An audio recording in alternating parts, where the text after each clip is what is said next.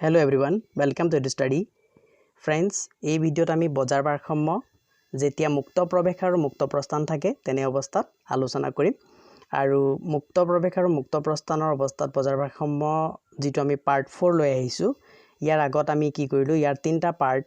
1 part 2 and part 3 তিনটা part already upload কৰিলো এই পাঠটো কি বজাৰ ভাৰসাম্য নামৰ পাঠটোৰ নামে হৈছে বজাৰ ভাৰসাম্য আৰু ই হৈছে পঞ্চম অধ্যায় আৰু আপোনালোকে গম পাইছে বুজি পাইছে যে মাইক্ৰো ইকোনমিক্স ক্লাস 12 ৰ ই পঞ্চম অধ্যায় গতিকে এটো আপোনালোকে ভিডিওটো চোৱাৰ আগতে পাৰ্ট 1 পাৰ্ট 2 এণ্ড পাৰ্ট 3 চাই ল'ব তাৰ পিছতে পাৰ্ট 4 চাই যেন তেতিয়া আপোনালোকৰ পাৰ্ট 4 টো অধিক সহজ হ'ব বুজি পাবৰ কাৰণে আৰু এই ভিডিওটো আমি লগতে অনুশীলনীৰ প্ৰশ্ন উত্তৰ আলোচনা কৰিম গতিকে আপোনালোকে ভিডিওটো একেবাৰে স্কিপ কৰি নিদিব বা স্কিপ কৰি নাচাব সম্পূৰ্ণ ভিডিওটো চাই যেন হে আপোনালোকক অনুৰোধ জনালো আৰু ফ্ৰেন্ডস আপোনালোকে যদি EduStudy চেনেলত নতুনকৈ আহিছে বা EduStudy চেনেলটো এতিয়ালৈকে আপোনালোকৰ সাবস্ক্ৰাইব কৰা হোৱা নাই তেনে হলে সাবস্ক্ৰাইব কৰক আৰু ওচৰত থকা বেল আইকনটো প্ৰেছ কৰি যেটো অল অপচন আছে সেই অল অপচনটো সিলেক্ট কৰে যেন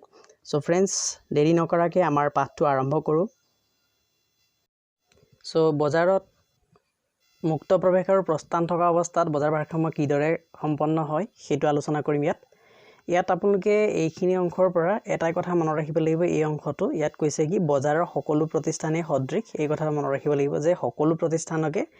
সদৃশ বুলি ইয়াত ধৰি লোৱা হয় একে ধৰণৰ বুলি ধৰি লোৱা হয় সেইটো কথা ইয়াৰ পৰা মনত ৰাখিব নেক্সট কি আছে যে প্ৰৱেশ আৰু প্ৰস্থান অভিধাৰণাটোৰ নিহিত অৰ্থ কি এই অভিধাৰণাটোৱে ইয়াকে বুজায় যে ভাৰসাম্য অৱস্থাত উৎপাদন কাৰ্য অব্যাহত ৰাখি কোনো প্ৰতিষ্ঠানে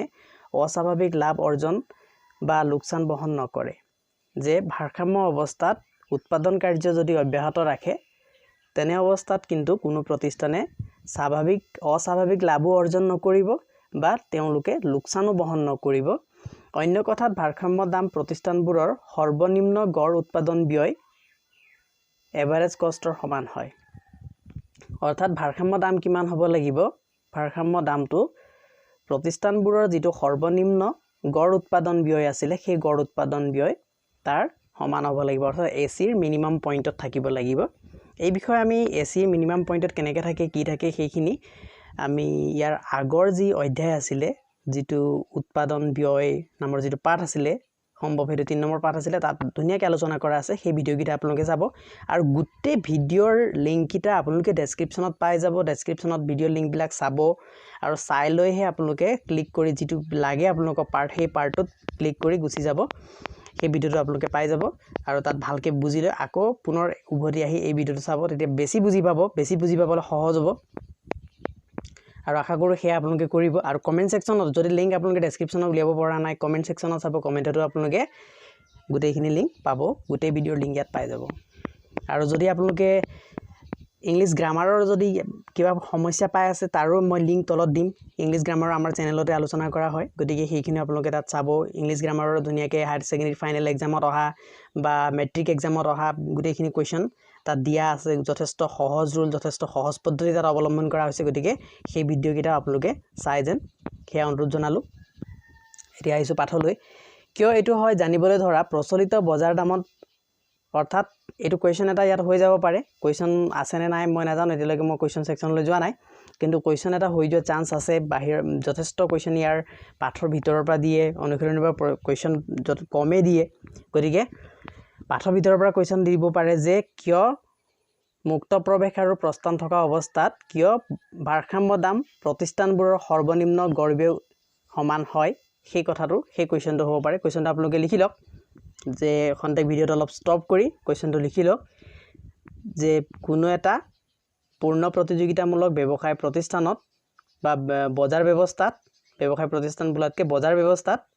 প্ৰৱেশ আৰু প্ৰস্থান যদি মুক্ত হয় তেনে অৱস্থাত ভাৰসাম্য দাম প্ৰতিষ্ঠানবোৰৰ সৰ্বনিম্ন উৎপাদন ব্যয়ৰ সমান কিয় হয় কোৱেশ্চনটো লিখি লওক আপোনালোকে তাৰ পিছত এনসাৰ লিখিব তেতিয়া কি লিখিব লাগিব প্ৰচলিত দামত ধৰা হল ইয়াৰ পৰা লিখিব লাগিব ধৰা হল প্ৰচলিত দামত প্ৰতিখন প্ৰতিষ্ঠানে অস্বাভাৱিক লাভ অৰ্জন কৰি আছে অস্বাভাৱিক লাভ অৰ্জনৰ সম্ভাৱনাই কিছু নতুন প্ৰতিষ্ঠানক আকৰ্ষিত কৰিব ইয়ে অস্বাভাৱিক লাভ হ্ৰাস কৰাত অৰিহণা যোগাব আৰু অৱশেষত যথেষ্ট সংখ্যক প্ৰতিষ্ঠানৰ উপস্থিতিয়ে অস্বাভাৱিক লাভ নোহোৱা কৰিব তেতিয়া কি হৈছে বন্ধুসকল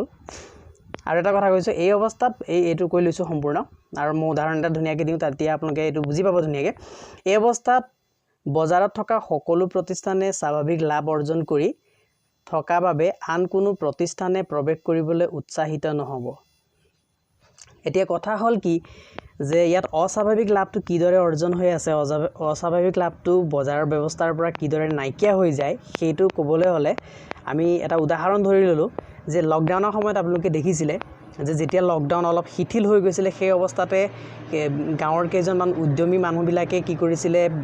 যিহকে পাইছিলে তাৰে বেপাৰ কৰিবলৈ তেওঁলোকে আৰম্ভ কৰিছিল আৰু সেই বেপাৰত তেওঁলোকৰ যথেষ্ট লাভ পাইছিলে আৰু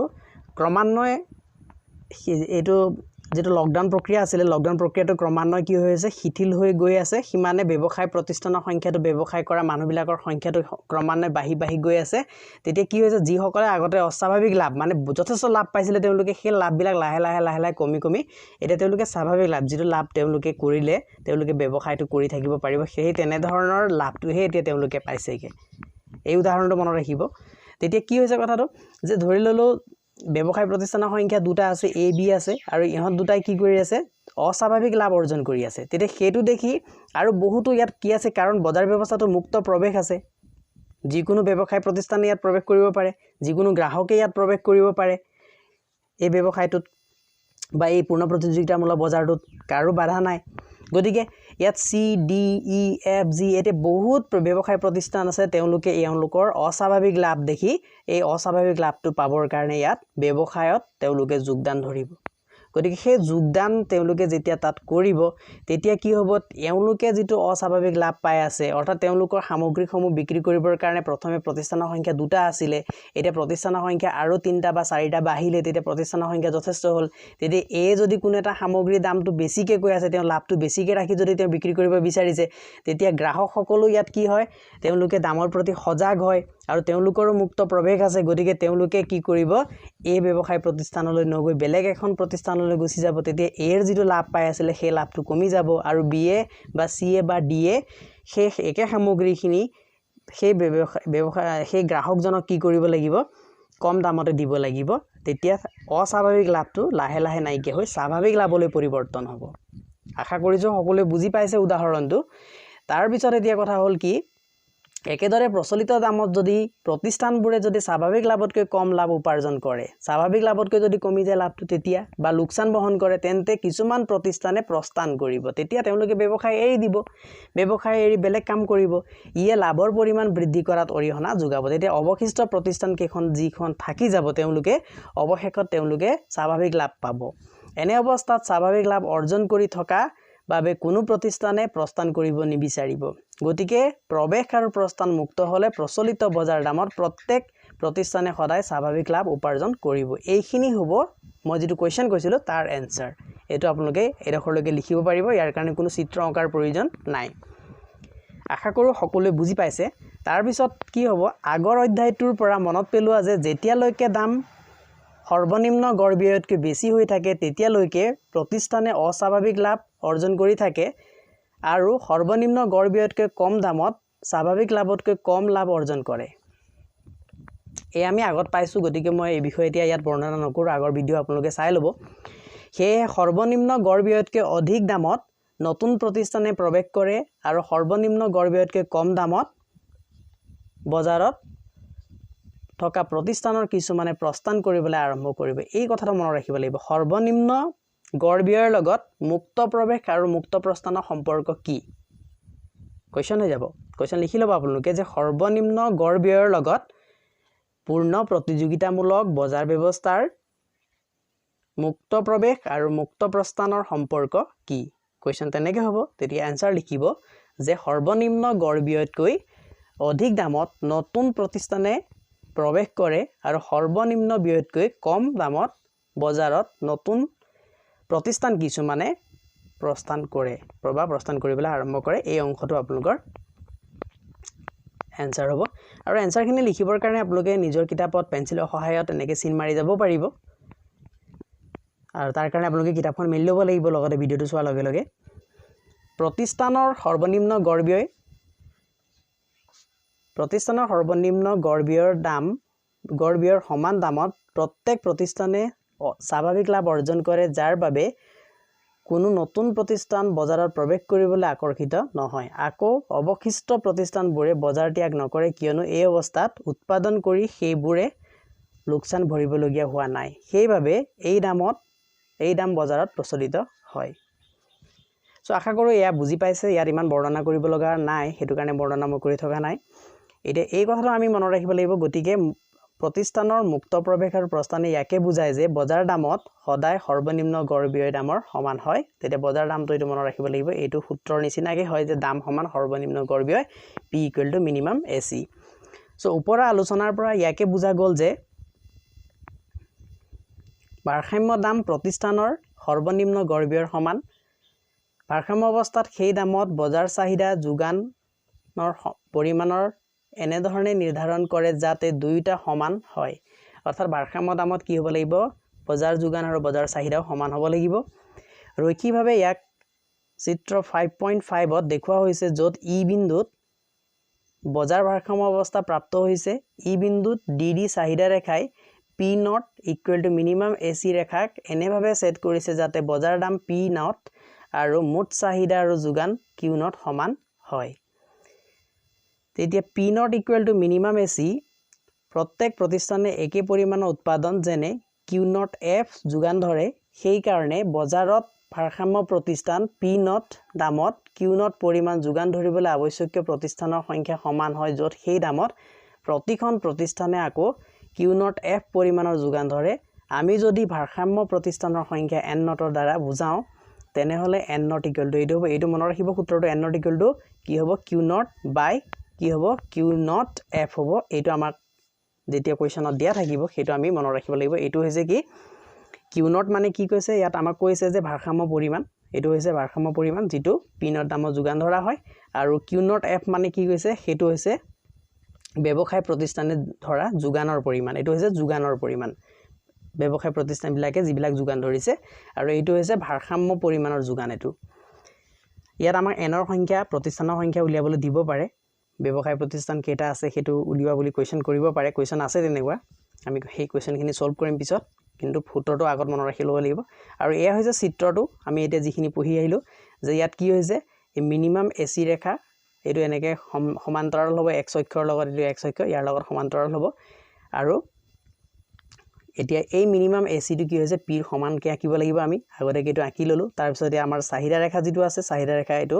এনেকে আঁকি ললো DD চাহিদা ৰেখা আৰু দুইটা যত কটাকটি কৰিছে হেতু হৈছে কি E আৰু E মানে হৈছে ইকুইলিব্ৰিয়াম অৰ্থাৎ ভাৰসাম্য বিন্দু আৰু সেই ভাৰসাম্য বিন্দুৱে কি কৰিছে ইয়াত ভাৰসাম্য পৰিমাণ নিৰ্ধাৰণ কৰিছে আৰু ভাৰসাম্য দামও আমি ইয়াত পাই গৈছো এতিয়া এইখিনি আমি আগত আলোচনা কৰিলো এই ডেসক্ৰিপচন লগতে মই চিত্ৰটো আপোনালোকক বুজাই দিলো ভালকে চাই লব ধুনিয়াকে আকৌ ৰিপিট কৰি চাব ভিডিওটো প্ৰয়োজন হলে আৰু নোটখিনি বনাই যাব ইয়াত কৈছে চিত্ৰটোৰে বৰ্ণনা দিছে নেক্সট কি আছে ভাৰসাম্য দাম আৰু পৰিমাণ নিৰ্ধাৰণ পদ্ধতি অধিক স্পষ্টভাৱে বুজিবলৈ উদাহৰণ এটা চাও উদাহৰণ এটা লৈছে ধুনিয়া উদাহৰণ এটা লৈছে আৰু এনে ধৰণৰ উদাহৰণে আমাৰ কোৱেশ্চনতো আছে কেটামান কোৱেশ্চন হিচাপে ঘেঁহুৰ বজাৰ এটা উদাহৰণ লোৱা হল য'ত কি আছে ঘেঁহুৰ চাহিদা ৰেখা তলত দিয়া ধৰণে পোৱা যায় ঘেঁহুৰ চাহিদা ৰেখা এইটো আৰু ইয়াত কি বুলি কৈছে যে P is greater than equal 0 is less than equal to P and P is less than equal to 200 ৰ বাবে অৰ্থাৎ P কিমান হ'ব লাগিব P must be greater than 200 অৰ্থাৎ P must be greater than 200 হলে এইটো হ'ব 0 হ'ব অৰ্থাৎ কোনো যোগান কোনো চাহিদাৰ সৃষ্টি নহয় যোগান নহয় কোনো চাহিদাৰ সৃষ্টি নহয় অৰ্থাৎ এই পইণ্টখিনি আমি ভালকে বুজি পাব লাগিব যে ইয়াত এইটো যেটো সীমাবদ্ধতা দিছে এইটো এই সীমাবদ্ধতাটো আমি বুজি পাব লাগিব এই সীমাবদ্ধ এই লিমিটটো কি কৈছে যে দাম যেটো আছে সেই দামৰ কথা কৈছে দামটো যদি শূন্যৰ সমান হয় বা দামটো যদি শূন্যতকৈ বেছি হয় এইটো বেছি চিন দিছে গতি সেই কাৰণে গ্ৰেটাৰ দেন ইকুৱেল হল যদি এইটো হয় তেতিয়া যোগান ৰেখাটো এইটো হ'ব বা লগতে আকৌ কি কৈছে যদি দাম কি হয় গ্ৰেটাৰ দেন ইকুৱেল টু 200 অৰ্থাৎ 200ৰ সমান হয় বা 200তকৈ কম হয় P is less than equal আছে অৰ্থাৎ এট less than চিনটো ইফালে আছে গতিকে P টো কি হ'ব লাগিব 200তকৈ কম হ'ব লাগিব বা 200ৰ সমান দাম হ'ব লাগিব 200তকৈ দামটো অৰ্থাৎ দামৰ ইয়াত সীমাটো কি সেইটো আমি বুজি পাব দামৰ সীমাটো হৈছে ইয়াত 0 পৰা 200 ৰ ভিতৰত যদি দাম থাকে তেতিয়া সেই দামত কি হ'ব যোগান ৰেখাটো এইটো হ'ব ইয়াৰ অৰ্থটো সেইটোৱে ঠিক একেদৰে যোগানৰ ক্ষেত্ৰত কি আছে সেইটো চাহিদা ৰেখা আছিল সৰি ইয়াত যোগানৰ ক্ষেত্ৰত কি আছে ধৰি লোৱা হ'ল যে বজাৰখনত থকা কৃষি প্ৰতিষ্ঠানবোৰ সদৃশ এনে নিৰ্দিষ্ট প্ৰতিষ্ঠানৰ যোগান ৰেখা এনে ভাবিব যে যোগান ৰেখাটো এইটো হৈছে আৰু ইয়াতো দামৰ লিমিট এটা দিছে যে p must be greater than equal to 20 অৰ্থাৎ দাম কিমান হ'ব লাগিব 20 তকৈ বেছি বা 20 ৰ সমান হ'ব লাগিব তেতিয়াহে এইটো যোগান হ'ব নহলে যোগান কি হ'ব শূন্য হ'ব হেতু কৈছে কেতিয়া শূন্য হ'ব যদি p টো কি হয় 0 সমান বা কি হয় 0 তকৈ কম হয় বা 0 তকৈ কম হয় তেতিয়া হলে বা দাম যদি কি হয় 20 তকৈ কম হয় 20 তকৈ যদি কম হয় বা দাম যদি 0 তকৈ বেছি হয় আৰু 20 তকৈ কম হয় অৰ্থাৎ মনত ৰাখিব লাগিব 0 ৰ পৰা 20 ৰ ভিতৰত এনেকৈ ডাইৰেক্ট মনত ৰাখিব যে 0 ৰ পৰা 20 ৰ ভিতৰত দাম যদি থাকে তেতিয়া হলে এইটো যোগান ৰেখা হ'ব নহলে কি হ'ব ইয়াত শূন্য হ'ব যোগানটো হেতু কথা মনত ৰাখিলে হ'ল এইখিনি হেতুকে বুজাইছে প্ৰতিষ্ঠানবোৰ মুক্ত প্ৰৱেশ আৰু প্ৰস্থান থকাটো ইয়াকে বুজায় যে সেইবোৰে সৰ্বনিম্ন গড়বিয়ৰ তলত কেতিয়া উৎপাদন নকৰে কাৰণ অন্যথা প্ৰতিষ্ঠানৰ পৰা প্ৰতিষ্ঠানবোৰৰ উৎপাদনৰ পৰা প্ৰতিষ্ঠানবোৰৰ লোকসান হ'ব যি ক্ষেত্ৰত সেইবোৰ বজাৰৰ পৰা প্ৰস্থান কৰিবলগীয়া হ'ব আমি জানো যে প্ৰৱেশ আৰু প্ৰস্থান মুক্ত হলে দাম প্ৰতিষ্ঠানৰ সৰ্বনিম্ন গড়বিয়ৰ সমান হোৱাৰ অৱস্থাত বজাৰ ভাৰসাম্য প্ৰাপ্ত হয় সেয়েহে ভাৰসাম্য দাম হ'ব p not equal to 20 ইয়াৰ ভাৰসাম্য দাম কিমান হ'ব p not equal to 20 এই দামত বজাৰত চাহিদাৰ সমান পৰিমাণৰ যোগান ধৰা হ'ব গতিকে চাহিদা ৰেখাৰ পৰা আমি ভাৰসাম্য পৰিমাণ এনেদৰে পাম যে দুইটা আমি যদি লওঁ তেতিয়া দামটো ইয়াত বহুৱাই দিয়া হৈছে 22 এটো কেনেকৈ হৈছে কি হৈছে মই যেতিয়া কোৱেশ্চন কৰিম কোৱেশ্চনত আপোনালোকক বুজাই দিম কথাখিনি ইয়াত এটো কৈ নাথাকো ডিটেইল এটো অলপ মনত ৰাখিব চাহিদাৰ স্থানান্তৰ ইয়াৰ আগতে আমি এটা চেপ্টাৰ এটা পাৰ্ট এটা আলোচনা কৰি আহিলো হেতু এবাৰ চাই লব হেতু কি আছিল প্ৰতিষ্ঠানৰ সংখ্যা স্থিৰ হৈ থকা অৱস্থাত আছিল এতিয়া কিন্তু ইয়াত প্ৰতিষ্ঠানৰ সংখ্যা স্থিৰ হৈ থকা না মুক্ত প্ৰৱেশ আৰু মুক্ত প্ৰস্থান আছে তেনে অৱস্থাত কি হ'ব বজাৰ ভাৰসাম্য দাম আৰু পৰিমাণৰ ওপৰত চাহিদাৰ স্থানান্তৰৰ প্ৰভাৱ পৰীক্ষা কৰো আহা আগৰ অংশটোৰ পৰা আমি জানিব পাৰিলো যে প্ৰতিষ্ঠানৰ মুক্ত প্ৰৱেশ আৰু প্ৰস্থান থাকিলে সকলো পৰিস্থিতিতে ভাৰসাম্য দাম অৱশিষ্ট প্ৰতিষ্ঠানবোৰৰ নিম্নতম গড়বিয়ৰ সমান হয় যে সকলো পৰিস্থিতিত যদি ভাৰসাম্য দাম কি হয় প্ৰতিষ্ঠানবোৰৰ নিম্নতম গড়বিয়ৰ সমান হয় এটো মনত ৰাখিবলৈ পাইছো এনেও এনে ক্ষেত্ৰত বজাৰ চাহিদা ৰেখা যিকোনো ফালে স্থানান্তৰিত হলেও নতুন ভাৰসাম্যত একে দাম আকাংক্ষিত পৰিমাণ বজাৰত যোগান ধৰা হ'ব একে দামতে আকাংক্ষিত পৰিমাণ মানে যিমান পৰিমাণ আগৰ পৰা ধৰা হৈছে এক্সপেক্ট কৰা হৈছিল সেই পৰিমাণে ইয়াত কি কৰা হ'ব যোগান ধৰা হ'ব এটা চিত্ৰ সহায় ইয়াত দেখুৱাই দিছে চিত্ৰত আমি আগৰ চিত্ৰবিলাকতো এনেকৈ পাইছিলো সেম চিত্ৰ আছে ইয়াত কি হৈ আছে আই এম সৰি অকনমান টেকনিক্যাল প্ৰবলেম এটা আহি গৈছিল ওকে সলভ হৈ গৈছে এতিয়া কথা হল কি ইয়াত যেটো আমাৰ চাহিদা ৰেখা আছিল ডি নট আছিল এতিয়া ডি নটৰ পৰা এটো কি হয় সোঁফালে স্থানান্তৰিত হৈছে ডি1 লৈ ভালকে চাই লব মই ইফালে থকা যিখিনি লিখা আছে সেইখিনি নুবুজাও চিত্ৰতে মই বুজাই দিম ধুনিয়াকে যেতিয়া আপোনালোকে বুজিবলৈ যত্ন কৰক তেতিয়া কি হৈছে প্ৰথমে যেতিয়া ডি নট হৈ আছিল চাহিদা ৰেখাটো তেতিয়া ইয়াত কি হৈছিল দাম ৰেখা যেটো আছিল দাম ৰেখাটো এইটো আছিল আৰু দাম ৰেখাটো সদায় p not equal to minimum AC হ'ব লাগিব তেতিয়া এইটো অৱস্থাত কি হৈছে এই দাম ৰেখাটোৱে চাহিদা ৰেখা যত কটাকটি কৰিছে সেইটো হৈছে আমি ইয়াৰ আগতে পাইছো ভাৰসাম্য অৱস্থা এইটো হয় গতিকে সেইটো সেই একে চিত্ৰকে অকা হৈছে প্ৰথম অৱস্থাত সেই একেটা যদি মই আপোনালোকক নতুনকৈ আঁকি দেখাই দিওঁ তেতিয়া আপোনালোকে ভালকৈ বুজি পাব চাই লওক স্পেচ অলপ লৈ লৈছো তেতিয়া ধৰি ললো আমাৰ চিত্ৰটো এনেকৈ আছে তেতিয়া এইটো যেটো হৈছে দাম ৰেখা তেতিয়া ইয়াত আমি কি লিখিব লাগিব p not equal to minimum AC এটো লিখি ললো এইটো হৈছে দাম ৰেখা তেতিয়া ইয়াত চাহিদা ৰেখা এটা আছে ডি নট ধৰি ললো ডি নট চাহিদা ৰেখা তেতিয়া এই দাম ৰেখা আৰু চাহিদা ৰেখা যত কটাকটি কৰিছে সেইটো হৈছে ভাৰসাম্য বিন্দু তেতিয়া ই ভাৰসাম্য পৰিমাণটো কিমান আছে সেইটো ক'ব কিউ নট পৰিমাণে আছে এইটো হৈছে প্ৰথম চাহিদা ৰেখা এটা চাহিদা ৰেখাটো স্থানান্তৰিত হৈ সোঁফালে গুচি গল তেতিয়া সোঁফালে গুচি গলে কি হৈছে ইয়াত ডি1 হৈ আছে তেতিয়া এই চাহিদা ৰেখা আৰু এইটো দাম ৰেখা এটো যদি ডি1 চাহিদা ৰেখা আৰু এই দাম ৰেখাই কোট কটাকটি কৰিছে এইটো বিন্দু কটাকটি কৰিছে আৰু এই বিন্দুটো আমি E1 বা F যিকোনো নাম দিব পাৰো আৰু কিন্তু ইয়াত কি হ'ব নতুন ভাৰসাম্য পৰিমাণ সৃষ্টি হ'ব দামটো কিন্তু একেটা আছে এইখিনি হৈছে কথাটো আৰু এই কথাটো এতিয়া আমি ধুনিয়াকৈ চিত্ৰটো চাই লওঁ চিত্ৰটো সেইখিনি কথা কেনেধৰণে ইয়াত দেখুৱাইছে তেতিয়া ইয়াত দেখুৱা মতে ইয়াত F লৈছিলে DD1 হতে আৰু ইয়াত ভাৰসাম্য পৰিমাণখিনি কিমান পৰিমাণ আছে হেতু লিখি দিয়া হোৱা নাই কিন্তু এইটোও দেখাইছে যে ভাৰসাম্য পৰিমাণটো ইয়াত বাঢ়ি যাব হেতুৱে কৈছে ভাৰসাম্য যেটো পৰিমাণ আছিল বা যোগান যেটো আছিল ভাৰসাম্য যোগানৰ পৰিমাণটো বাঢ়ি যাব আগতকৈ এটো আমি ব্যৱসায় প্ৰতিষ্ঠানৰ পইণ্ট অফ ভিউৰ পৰা চাই আছো ব্যৱসায় প্ৰতিষ্ঠানে কি কৰিব তেওঁলোকৰ যেটো কাৰ্যকলাপ হেয়াহে আমি চাই আছো ইয়াত এতিয়া কথা হল যদি বাওঁফালে স্থানান্তৰিত হয় চাহিদা ৰেখাটো আগতেকে যদি DD নট আছে তেতিয়া এই যদি বাওঁফালে স্থানান্তৰিত হয় DD2 লৈ গুচি আহে তেতিয়া কি হ'ব তেতিয়া সেই অৱস্থাটো কি হ'ব তাৰ ভাৰসাম্য বিন্দু যেটো আছে হিউ বাওঁফালে গুচি আহিব ইৰ পৰা G লৈ এনেকে তেতিয়া এটোটো একে হৈ আছে এইটো বুজি পাইছে সকলোৱে P not equal to minimum AC আৰু ইয়াত ভাৰসাম্য পৰিমাণ বা ভাৰসাম্য যেটো যোগান আছে হেয়া কমি যাব সেইটো কথা সেইখিনি কথাকে ইয়াত দিয়া হৈছে তলত এই যিখিনি কথা আছে এবাৰ পঢ়ি দিছো চাই লওক DD নট হল বজাৰ চাহিদা ৰেখা যিয়ে আমাক বিভিন্ন দামত উপভোক্তাই কিমান পৰিমাণ বিচাৰিব তাক আভাস দিয়ে আৰু P নট হল প্ৰতিষ্ঠানৰ নিম্নতম গড় ব্যয়ৰ সমান হোৱা দাম প্ৰাৰম্ভিক ভাৰসাম্য বিন্দু হল ই য'ত DD নট চাহিদা ৰেখা এইখিনি মই কোৱা কথাখিনিকে আছে গতিকে মই বুজাব কোনো প্ৰয়োজন আছে বুলি নাভাবো আৰু প্ৰতিষ্ঠানৰ ভাৰসাম্য সংখ্যা হল কিমান N নট বুলি কৈছে এটো মনত ৰাখিব লাগিব এটা ধৰা হল কোনো কাৰণত চাহিদা ৰেখা সোঁফালে স্থানান্তৰিত হল তেতিয়া ফলত কি হৈছে দামটো একে আছে অতিৰিক্ত চাহিদাৰ সৃষ্টি হ'ব তেতিয়া অতিৰিক্ত চাহিদাৰ সৃষ্টি হলে কিছু পৰিমাণ অতৃপ্ত উপভোক্তাই সামগ্ৰীটোৰ বাবে অধিক দাম দিবলৈ ইচ্ছা কৰাত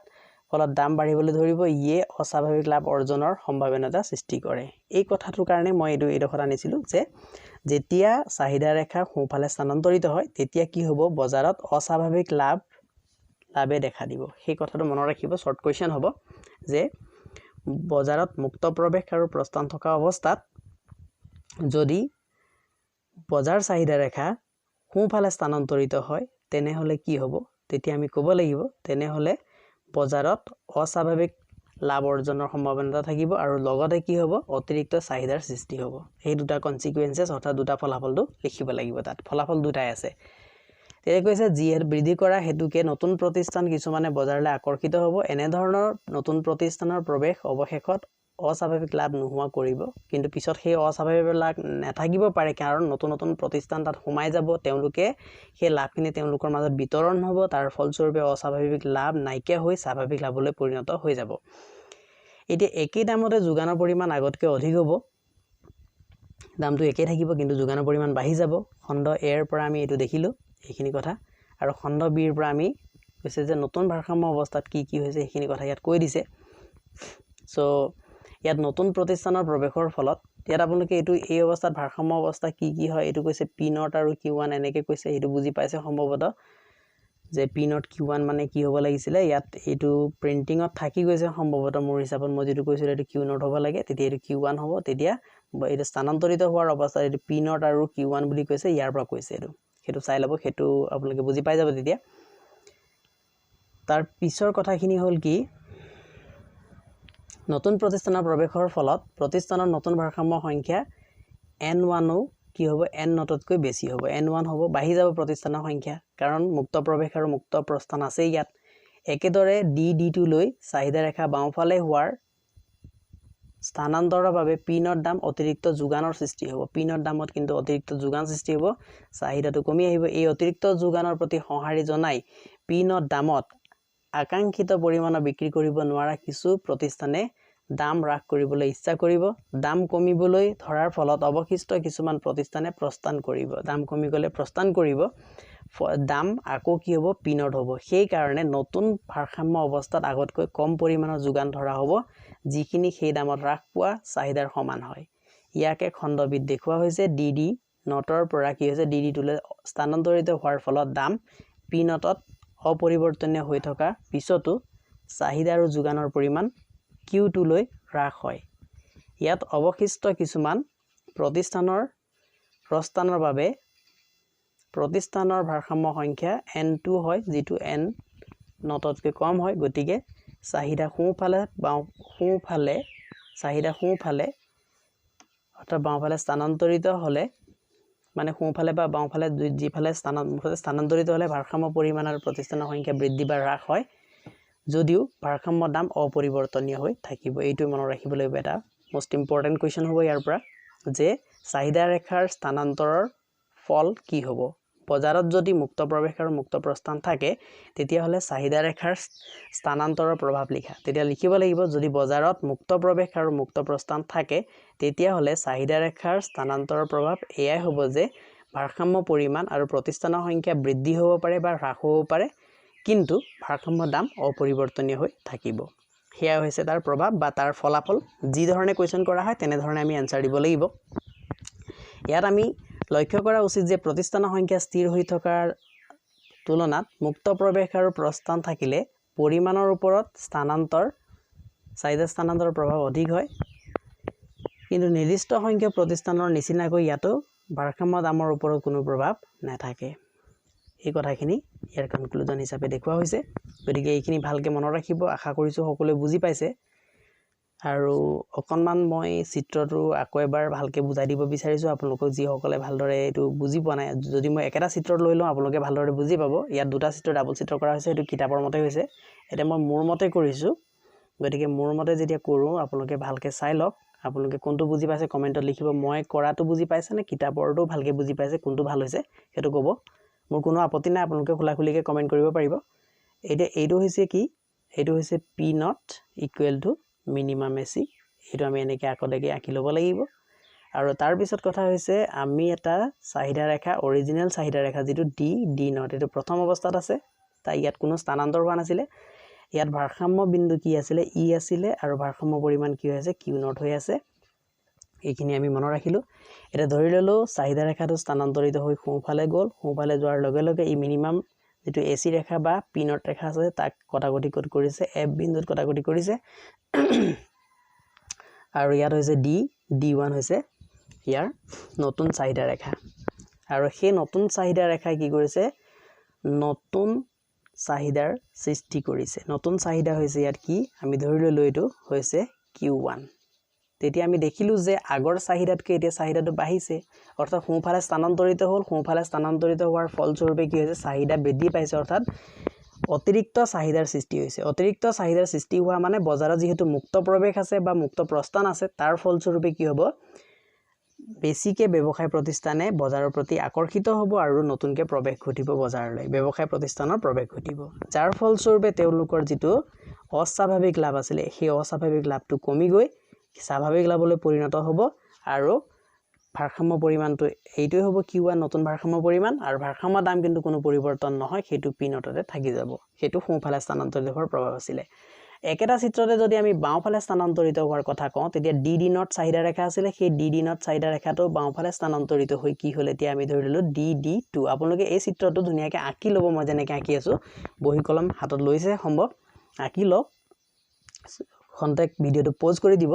তেতিয়া কি হ'ব? ইৰ পৰা এইটো ক'লৈ পাইছে? জি লৈ পাইছে। তেতিয়া নতুন আমাৰ কি হ'ব? ভাৰসাম্য পৰিমাণ সৃষ্টি হ'ব। সেইটো হৈছে কি? Q2। এতিয়া Q2 ভাৰসাম্য পৰিমাণ দেখিলোঁ Q নটতকৈ কমি গৈছে, অৰ্থাৎ ভাৰসাম্য পৰিমাণটো কমি গৈছে,